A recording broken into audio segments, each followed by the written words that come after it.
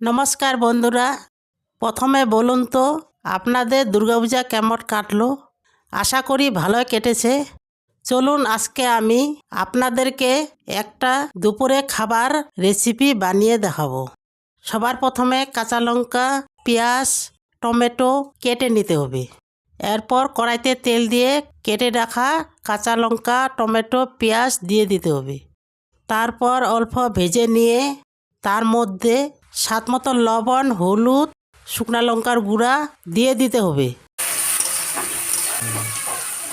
এইবার অল্প নাড়িয়ে নিয়ে 3টা ডিম দিয়ে দিতে হবে। আপনারা চাইলে আরও 2-3টা ডিম দিতে পারেন। এরপর ভালোভাবে মিশিয়ে নিতে লাগবে।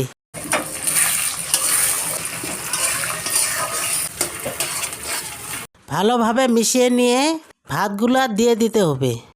এরপর ভাতগুলো মিশিয়ে নিয়ে নামিয়ে নেবেন। এইভাবে আপনারাও খুব সহজে বাড়িতে বানিয়ে খেতে পারেন।